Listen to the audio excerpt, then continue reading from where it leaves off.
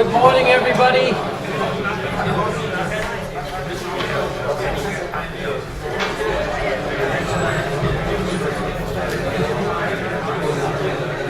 Good morning.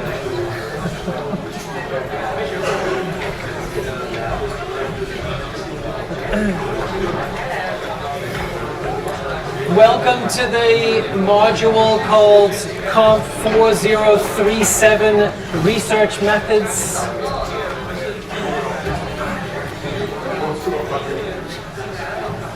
Does anyone have any questions before we start?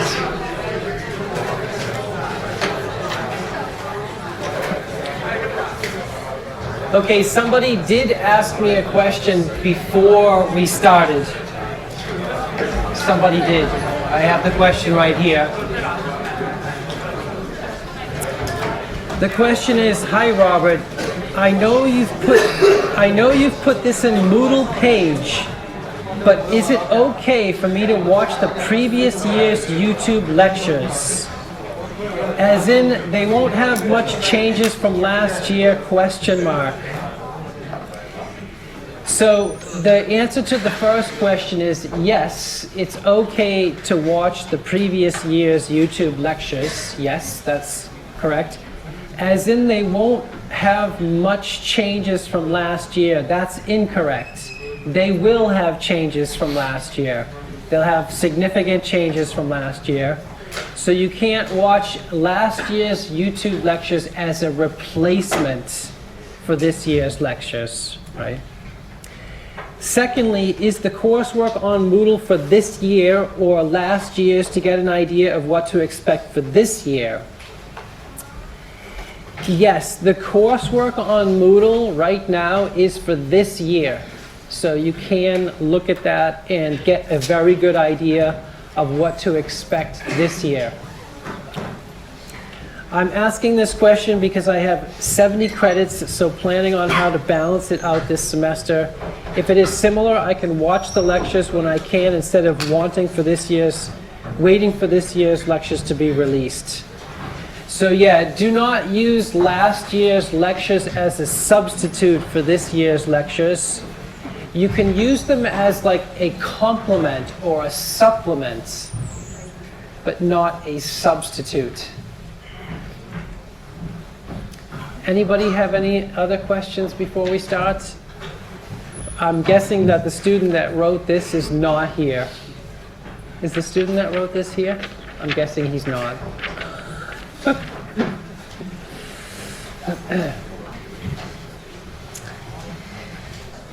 Okay, just before I start looking at the slides, I just want to also point out there is a Moodle page for this module, right? Here is the Moodle page, and the student that was asking these questions was looking at this Moodle page and asking questions about it, right? So important resources for this module.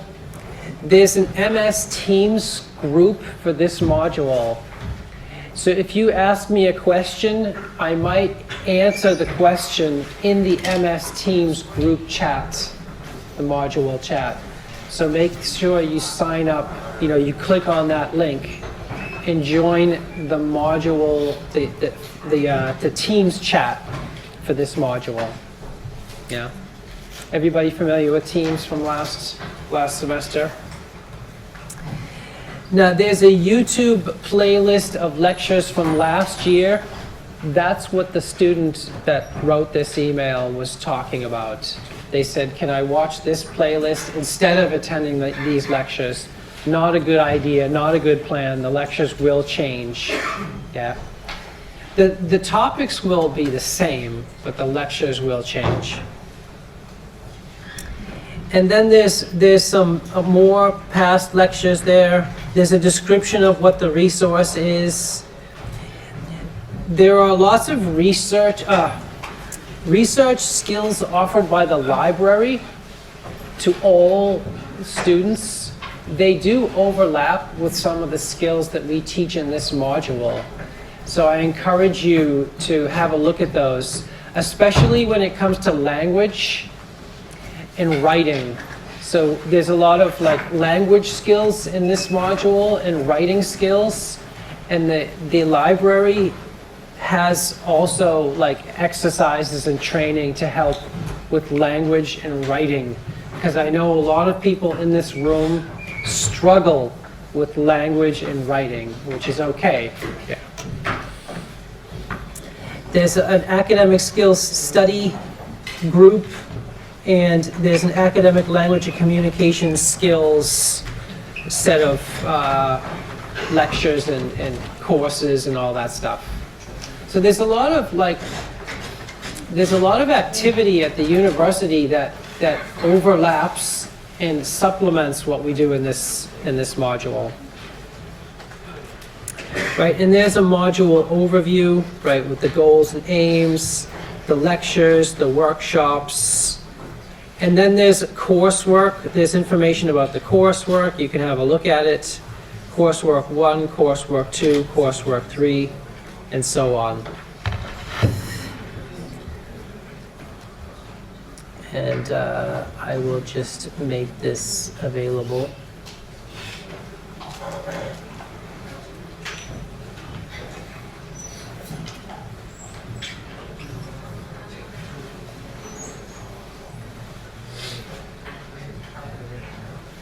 Any questions before we start?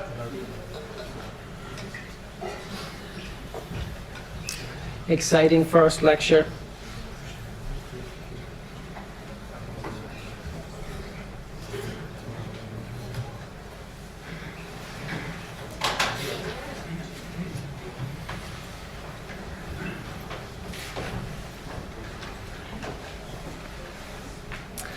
Okay, so let's talk a little bit about the module, what's going to be in it, start learning new stuff today.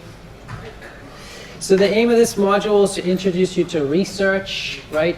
Research is a new set of skills. You're going to learn new skills in this module, right? And it's going to overlap with your dissertation. So most of you, if not all of you, have to write a dissertation over the summer, right? And this is a kind of preparation for that dissertation. So you can start your dissertation in this module. So the focus is on academic research, right? But these skills also have application in a wider context, including industry, right? You can definitely apply these skills in industry, right? They can be used for market research, for any business purpose, right? To prevent you from reinventing the wheel. In other words, you can find out if you've been given a task, you can find out if that task has already been done, or if you've got a problem to solve, you can find out if that problem has already been solved using the skills we learn in this class, right? You don't want, that's what I mean by don't reinvent the wheel. Use an existing solution to a problem if it already exists. We look a little bit at statistics in this class, and those can also help you make a decision. They can help you support a research hypothesis, for example. And project management skills are something we come across in this module, and those can also be used in most workplaces. If you look at when you start to apply for jobs, in most of the job descriptions, it will say something like teamwork skills, like you must have teamwork skills and project management skills. And we're going to learn those in this module too. Okay, so question for you guys. What is research? Who thinks they know what research is? Does anybody want to try to answer that question? Do you have your hand up? What's research? Nobody has their hand. Okay, that was just my imagination. Anybody want to try to answer that question? What is research? You've heard that word before, right? Like a million times. Anybody want to try to say what they think it is? Nobody's feeling, yes, a courageous person. What's your name? My name is Bahram. Bahram. Bahram, right. Okay, So that's a good name. in my understanding, research is you have a question and you want to find answer for that. This like very simple. Okay, so it's the answer to a question. Yeah. That's not a bad definition. You're getting close. You're getting very close. Anybody want to offer? Of course, in a very broad way, answer. Okay, okay. Anybody else want to try to answer the question, what is research? Finding You have your hand up? Yeah, yeah. What's your name? My name's Isaac.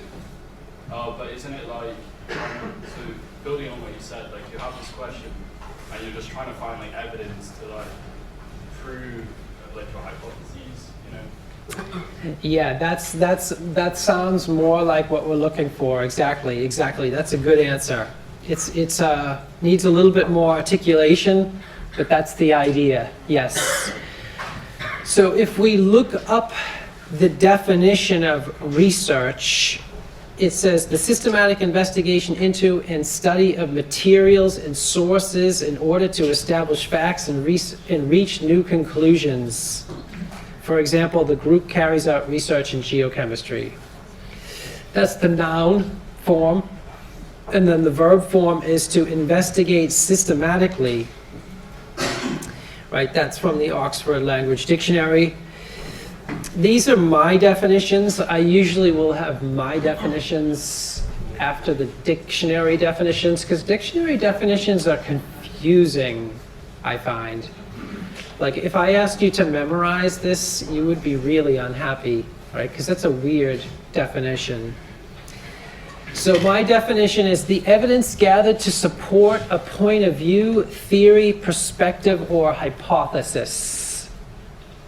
That's how I define research. You're gathering evidence, and your evidence is trying to support your hypothesis or your theory or your assumptions or your perspective or your opinion or your truth, right? And then the verb form is the gathering of evidence to support a point of view, theory, perspective, or hypothesis. Right? That's how I define research. Does that make sense to everybody? Okay, that's the general definition of research. We are talking about research and research methods. There are some seats up here if anybody's interested. There's some seats. What is scientific research? So we're going to be more specific now. In this module, in the computer science school, we conduct scientific research. Right? What is scientific research? The peer-reviewed evidence gathered to support a point of view, theory, perspective, or hypothesis. That's the noun form. The verb form is the gathering of peer-reviewed evidence to support a point of view, theory, perspective, or hypothesis. Does that make sense? So the only thing that changed is this phrase, peer-reviewed evidence and peer-reviewed evidence. That's the only thing that's changed. So we've gone from general research to scientific research. Has anybody heard that phrase, peer review, before? Nice. Where did you hear that phrase before?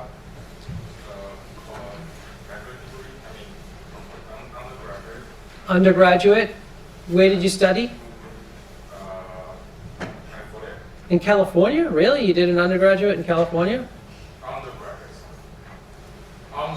Undergraduate, yeah. Which university in California? Santa Barbara. Okay, that's different. I hope it was a good time. Okay, so what is the peer review part talking about? What does that mean? So if I look up the definition of peer review, it says to read, check, and give your opinion about something that has been written by another scientist or expert working in the same subject area as you. That's the long definition from the dictionary. Does anybody want to try to describe the peer review process in their own words? Anybody familiar with the peer review process? For example, may not be only in research works, but at work, I mean, in a real job, for example, software engineers, they do peer review. They, for example, need to build some feature, you ask our colleagues, would you please review that? Everyone will do their suggestions or corrections. That's Learn correct. something while reviewing other ones. Yep, that's something I would call that peer review. That's a good definition. We're going to get a little bit more specific again, and we're going to describe scientific peer review. So not just peer review, but scientific peer review. This is the so-called scientific peer review process that is not probably very familiar to a lot of people in this audience. The scientific peer review process is the procedure a research paper goes through in order to be published. Because we're going to look at a lot of research papers in this module, right? And what makes a research paper special is that it goes through a peer review process. A typical peer review process involves the following stages. So a person or a group of people, a team, they write a research paper, right? It could be anywhere from 4 to 50 pages. You take that paper and you submit it to a conference or journal, right? There are lots of conferences, right? There are lots of journals. And then the paper is reviewed by 2 to 6 experts in the field. So these experts judge the quality of the research paper and the research that's described in the paper. And then they give a recommendation. They say a decision is made based on the written review reports. The decision is either reject, revise, or accept. Right? If the decision is revise, the paper will go back to the team. They will make changes. It will get resubmitted and the process starts again. If it's accepted, it gets published. And those are the ones that we see, right? Those are all the conference and journal papers that we see. And then there are most of the conference and journal papers get rejected actually, and we never see them, right? But that's what the peer review process is.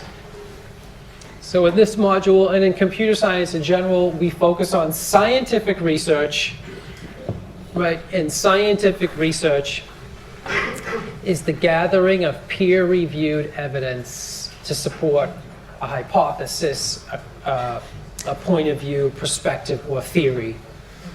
So that's what we're talking about in this module. Does that make sense, hopefully?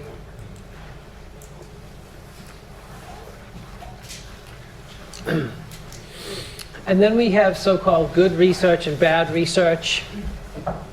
We're going to describe what we think is basically good research, right? So you can do research, but not all research is the same quality. So good research is characterized by the following characteristics or qualities. Good research comes from a multitude or a diverse set of sources. So if you have a perspective or a point of view or a hypothesis and you want to support that with good research, you try to collect evidence from multiple sources, not just, say, one. Not just your mom, for example. Good quality research is reproducible. So it's something that can be reproduced by another person. The research itself can be reproduced by another person or another team, or the process itself can be reproduced or conducted again by somebody else.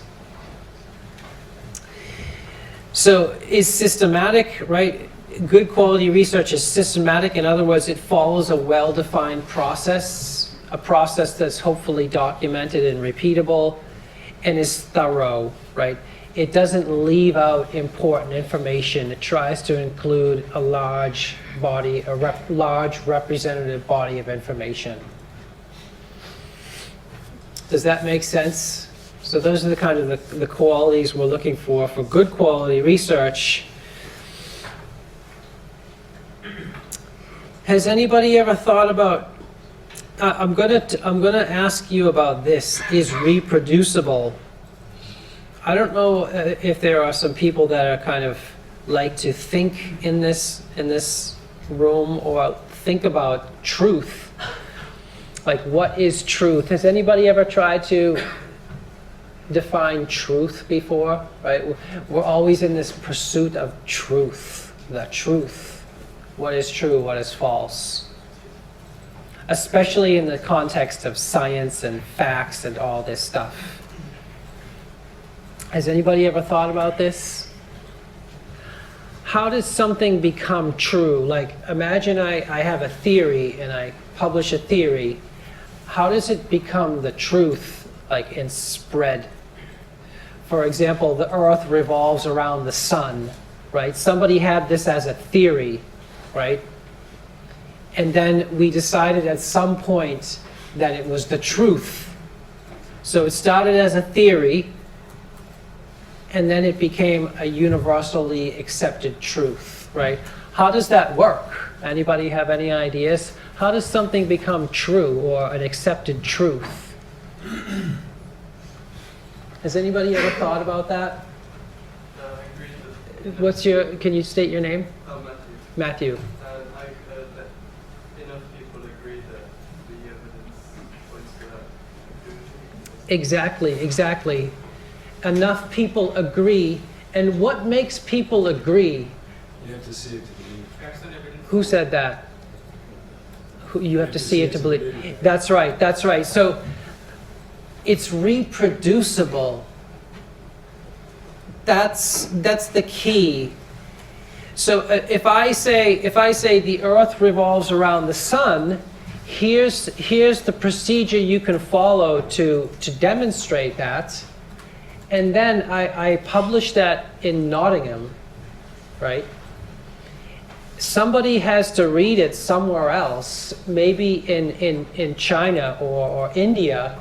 They see that procedure that I use to demonstrate that the Earth revolves around the sun, and they repeat that procedure. They repeat it. They can reproduce the results. And that's how things become true, right? They're reproducible. So I put a special, I should have put this in boldface, this idea of reproducible. Your name? Danis. Also, if it can't be proven otherwise. Yes, if a contradiction can't be found. Exactly. Yes. After a while, if it's found that it's not over. That's right. And that's closely related to reproducible. So somebody tries to reproduce the results, but they get some different result. Then the truth is it's not gonna be so clear what the truth is anymore. If you try to reproduce a procedure or follow a procedure and you keep getting different results, then it's gonna be, that makes the truth very difficult to find. Exactly. So good scientific research comes from multiple or a diverse set of publications, conferences, and journals. Right? So we're going from general good quality research to good scientific research. The peer-reviewed literature search process documented and transparent. In other words, what that process we went through to find the literature is documented and transparent. The peer-reviewed literature search process is systematic and key terms are provided. And no important papers are left out of the research. So these 4 points correspond with the 4 points above it, right? So we're going to learn about this. we're going to learn about this in this module, right? Good scientific research, how to conduct good scientific research. That's one of the learning objectives for this module. Sounds exciting, doesn't it? It's what I think is interesting is how few people have this skill. This is a special skill. Very, very few people have this skill. But it's a great skill to have. It's a really great skill to have because it helps you find the truth. It helps. It's not a guarantee, but it helps, right? If you get information from multiple sources, then the information is conflicting. You can learn how to do good scientific research to support a hypothesis, a viewpoint, or a theory, right? Okay, academic research. So what motivates academic research? Academic research is driven by questions. Somebody mentioned the idea of answering a question earlier. Why does something work a particular way? Why do people have a certain attitude? Or how do we make something make someone do a particular task? Gesundheit. So those are open-ended questions that we want to answer. We may have an open-ended question. We might have a hypothesis. A hypothesis is a statement that's usually true or false. Like, I think that 80% of the students in this class are international overseas students. That's a hypothesis, right? And then I can try to conduct an experiment to either refute or confirm the hypothesis, right? We might just have a general idea, like I think this is going to be a new solution to an existing problem, right? Can we combine two existing solutions to form a better solution? What are the properties of a data structure, language, or algorithm? Or let's build some software that accomplishes a certain task better than previous attempts. And then we have problem solving, right? There's something broken, there's something that doesn't work, there's some goal we have never achieved or obtained, and we want to solve that problem, right? How can we solve a particular problem? How can we improve an algorithm to make it more accurate or faster or more objective? Or how can we remove undesirable features? These are all kinds of scenarios that you'll encounter when you do research in the School of Computer Science here in University of Nottingham.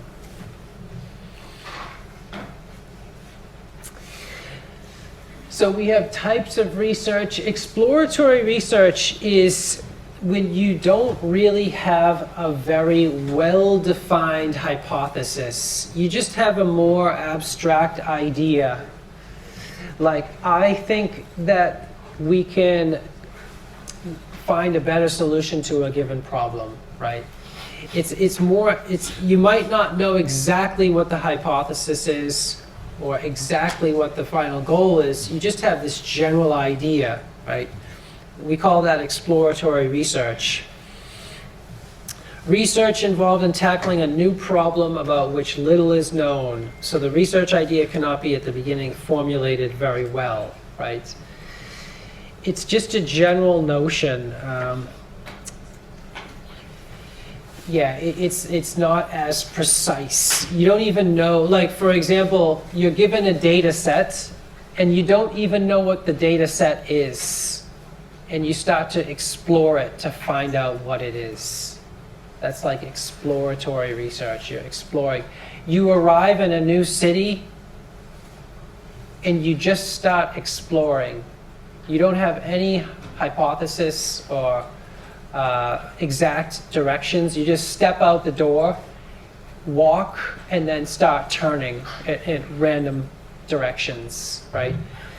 Based on what you see. That's like exploration.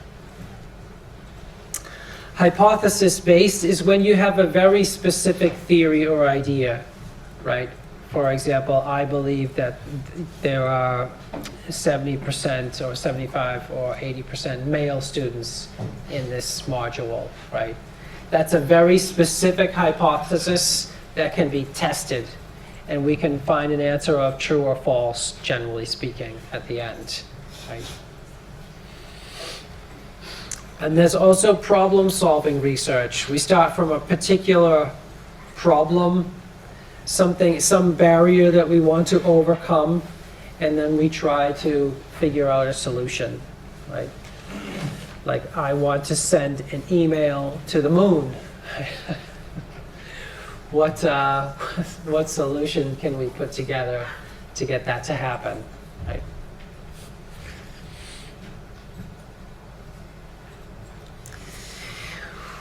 There are lots of different ways to conduct research, right? And we're going to look at the different ways in this module.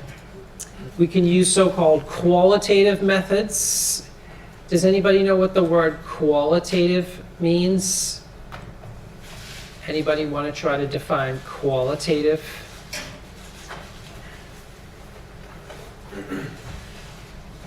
Anybody? Qualitative, that word? It's a tricky one, isn't it? Your name? Something won't describe. Can you? Something won't describe like the recording number. That- But in a kind of word. Yes, you could say it's, so quantitative is the kind of research that's described by numbers numerically. And then qualitative research is the kind of research that's described by natural language as opposed to numerical values. So we describe it using natural language. So for example, literature reviews, interviews, free text questionnaires, ethnographic methods, and so on. Those are more difficult to quantify, right? That kind of research. Quantitative research is research that involves numerical methods. Right? For example, measurements, numerical questionnaires, statistical analysis, measuring observations and writing down the different numbers, and so on. Then we have observational research. That's when we just watch something, usually from a distance, without interfering with the actual behavior itself, or trying not to interfere with the actual behavior itself, and then measuring those results. So it could be, setting up an ATM machine and then watching people use it. You have a hidden camera somewhere, and you watch people use it to see how quickly they can get their money out, or how quickly they can get their bank balance, or how often the thing goes out of order, right? And so on. That's an observational kind of research. Experimental methods, that's when we set up a very specific environment, a very controlled environment, right? Where we control all the behavior in the environment, and then vary only one factor that we're trying to isolate, right? That's an experimental research. I think everybody here is familiar with experiments, right? We can design or build software, right? We can design some software, a prototype, and then evaluate it in some way.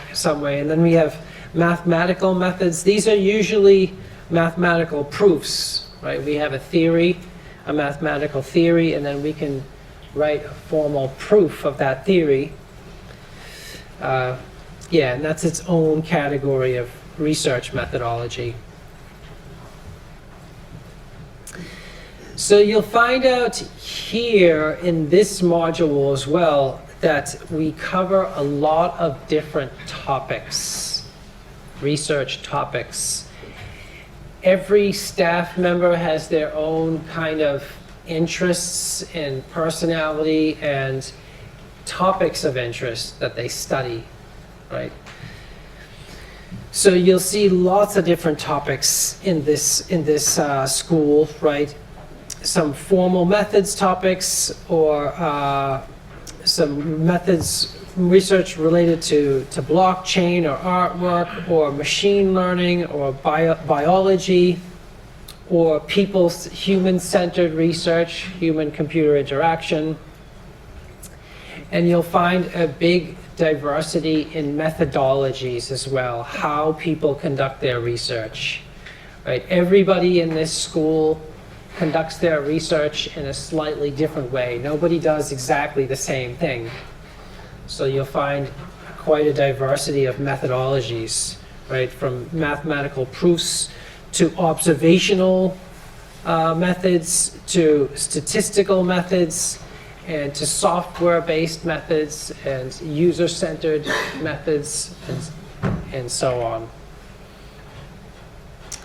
So part of the goals of this module is to discover the diversity of topics and methodologies that we use in the School of Computer Science, right? Because ultimately, you have to choose a topic that you're interested in for your dissertation and a methodology that you're interested in. You have to choose both of those, right? So we want to introduce you to the broad scope of topics and methodologies. Okay, so you'll also discover that there are some topics that are not covered in the School of Computer Science, right? There aren't many people studying, for example, hardware. There are people studying robotics, but for example, nobody's going to be studying like how to build the perfect CPU or how to build the perfect GPU in this module, right? Anybody know where you would study that? Yeah, electrical engineering, exactly. Yeah, or computer engineering or some hardware-based school. There's not that much specialization on databases, for example, in the school, right? Correct me if I'm wrong. So there might be some topics that you are interested that nobody in the school really specializes in, but that doesn't mean you can't study them. It just depends. It's a negotiation process with a supervisor, right? Sometimes a student will come to me and say, I have this idea. It's not in let's say, the list of options. Can I still work on this? And then there's a negotiation process that happens, right? Any questions so far? Everybody knows what research is now? See, you already learned. Like, I now know what research is. Now I know what scientific research is. Now I know what the peer review process is. So now we're going to have a surprise pop quiz. Everybody's going to take a pop quiz, yeah? Not really. Hopefully I got some people nervous there. We're just going to talk a little bit about Coursework 1 before we conclude. If there is a copy of Coursework 1 on Moodle already, right, so you can read it in its full description. I might change some details, but the draft is there, yeah.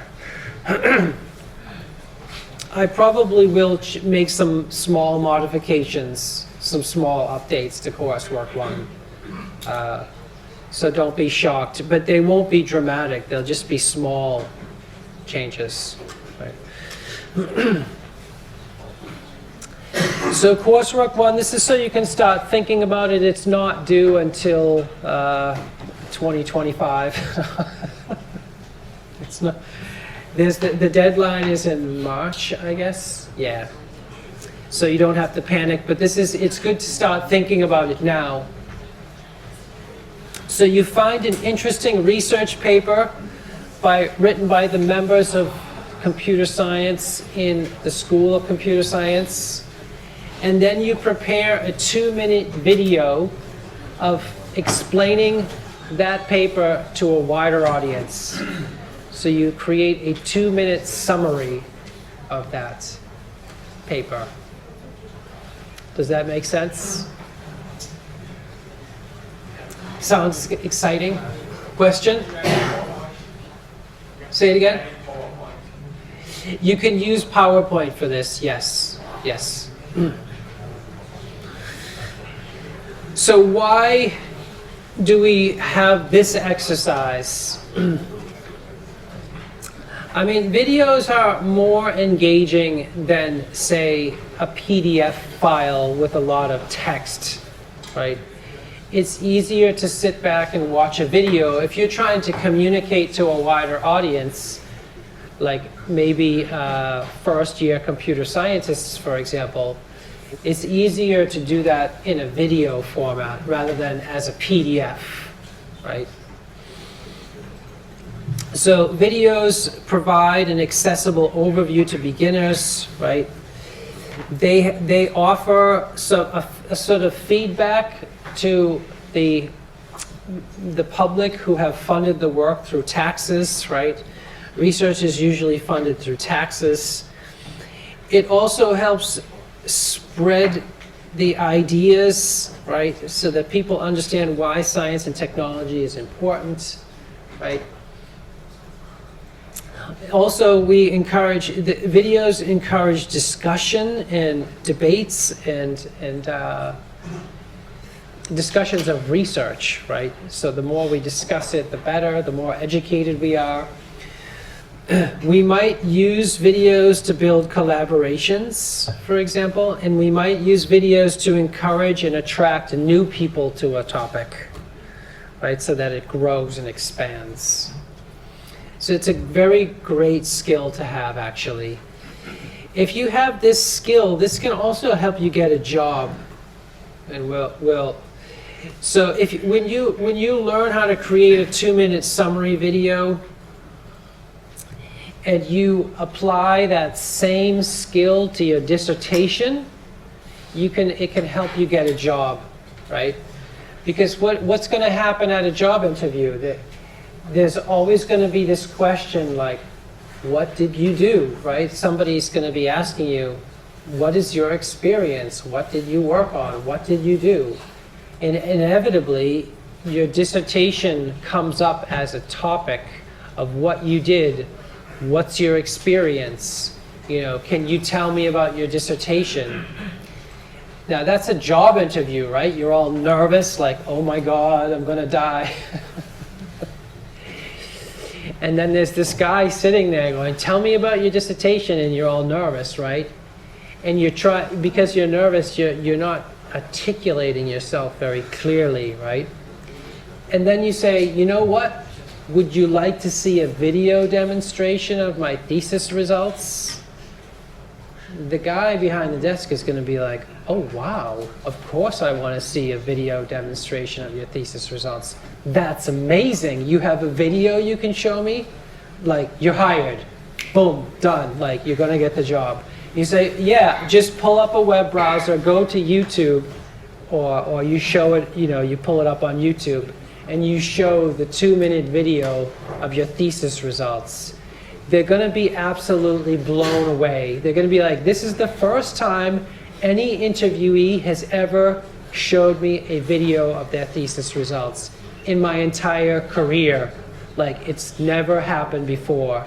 And you will automatically get a salary that's 10,000 pounds higher just because of that video. Right? I'm only exaggerating a little bit. You will be the only person that has ever done that in a job interview that person has ever seen in their career. That part is true.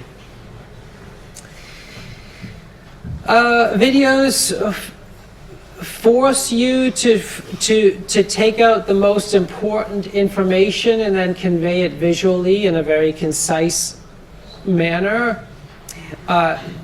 The audience can repeat the idea and focus on the understanding. It's also a nice introduction to a topic, right? And visual explanations and metaphors can be a very powerful way, a very helpful way to increase understanding, right? And of course, we're very used to watching videos, right? The combination of sound and visuals at the same time is very engaging, right? So Coursework 1 will help you get familiar with the research in the school, because you have to hunt for a research paper, right? You have to look around. Your research project is likely to be in an area related to the research in the school. You also want to develop your skills. So summarizing research papers is a very special skill, and it's a skill we study in this module. Like, you've given a complicated research paper and you have to summarize it somehow. So you develop skills in explaining research to a wider audience, and you use these skills to disseminate your results to a general audience. And it also helps you develop an ability to understand complex research, right? Because research is it can be very, very complicated. It can be daunting, right? It's a special skill that we're going to learn in this module. So you find a research paper written by somebody in the School of Computer Science here in Nottingham, and then you present the ideas from that research paper in a 2-minute video. The target audience is a first-year student in computer science. We'll have a workshop, and we're going to talk more about these skills. We're going to teach these skills. Like, we're going to have a lecture on how to summarize a research paper. What does that process look like, right? You're going to record your video, and then you upload your video to YouTube or Vimeo, right? And then you submit that link to Moodle in the end for your submission. Yeah. If anybody's curious, like, how do I find a research paper written by members of staff? This is one way to find research papers. Another way to find research papers is to visit the staff members' web pages themselves, and they will have lists of publications, right? But we have this University of Nottingham research repository, so you can search for papers there, or you can search on individual staff members' web pages, right? And then you have only 2 minutes. You'll find out that it's difficult. This exercise is difficult, by the way. I'm not going to advertise this as easy. This is difficult. Yeah? No arguments there. To get it down to 2 minutes is a challenge. So you have to be very focused. You have to make some big decisions about what to include and what to leave out, right? And we're going to talk about that over the next weeks, right? So a lot of students, what they do is their video is too long because they're struggling to compress it and get to a concise summary. But you'll be penalized if your video is too long, right? It's got to be 2 minutes, right? So when you're looking for research papers, you may as well try to find one that you like, where you think the message is pretty clear, like where you think you understand the message. You'll look at research papers, some of them will be very difficult to understand, where even I have trouble understanding them, right? Probably that's not a good choice. If you show me a research paper and I can't understand it, it's probably not a good choice for Coursework 1. Right? So you have a big selection, right? You have a selection of like 10,000 different papers, probably. So you may as well choose one that you think is understandable, right? That you think is going to be understandable. And then you make a video, right? You use some free software like PowerPoint, for example, or CuteCut, or iMovie, or Camtasia. You can use your own voice. You add a voiceover, right, that summarizes the video. Okay, any questions before we wrap up? Is everybody excited to learn lots of amazing things in the research methods module? I'm going to guess the answer is yes based on that silence. Okay, we'll finish there. Thanks everyone. Next time we meet is on Friday.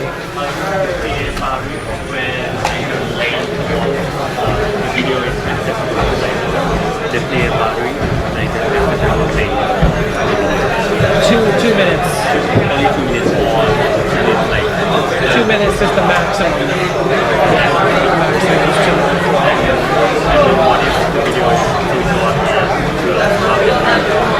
If it's too short, that's okay, but you have to include a complete summary. If it's too long, you lose points. That's right. And that's because there are like 300 students in the class. We have to have a limit. Yeah, sure. We're going to have a workshop on You can see it if you look at the YouTube playlist. There's a copy of last year's if you want to have a look at it. But basically, we're going to introduce a new skill. Every Friday, we introduce a new skill or we explore a new skill. And Fridays is going to be like how to conduct an effective meeting with your supervisor. That's what Friday's topic is. It's not assessed, but it will determine the rest of your life, how effective your meetings are with your supervisor for the rest of your life. And I'm not even joking. Like, you're always going to have a supervisor. And then the question is, are your meetings with your supervisor going to be constructive or just a waste of time? And this workshop is going to show you how to make them like constructive. Yeah. Thank you. Yeah. And also, is there going to be any exam for this module? Just 3 courseworks. 3 courseworks, yeah. My name is Zach. I'm passionate about the truth classes. Okay. What if I put up a theory to justify what I want to solve a problem on a hypothesis? Yeah. But another person or the other teams, they put up different theory, and we are all correct. The experiments are always reproducible. So which of us is correct or which of theory is true? Well, it sounds like they're both true. Oh yeah, but maybe there's a lot of all comes later.